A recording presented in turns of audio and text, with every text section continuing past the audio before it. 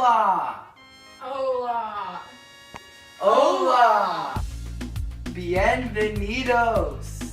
Welcome to our kitchen! Hoy cocinamos Cuban Arroz Frito con Lechón. Arroz con Lechón is a Cuban dish which is made from leftover pork after a big celebration.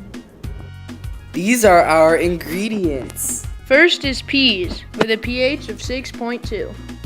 We also have chicken broth with a pH of 4.2. And don't forget garlic with a pH of 7.3. Or eggs with a pH of 6.8. We have onions also with a pH of 3. Then there's soy sauce with a pH of 6.6.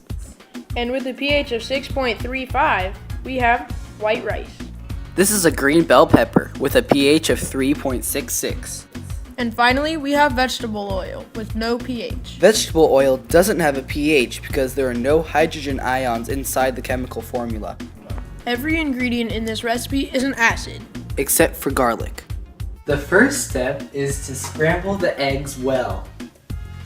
The egg yolk has a pH of 6, while the egg white, or the albumin, has a pH of 7.6, which is why when put together, they have a pH of 6.8. In the large frying pan, like the one shown, pour the oil in and heat it up to barely coat the bottom of the pan.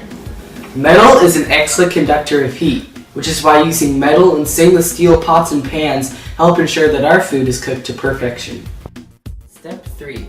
Wait until the oil in the pan is pretty hot, then pour in the egg mixture and wait until it coats the bottom half of the pan. These bubbles are one of the many signs of a chemical reaction.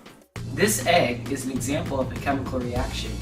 Put in as a liquid, when thermal energy was added, it changed phases into a solid. Add a little more oil to the pan and saute the onion and bell pepper over medium heat as you pour it in.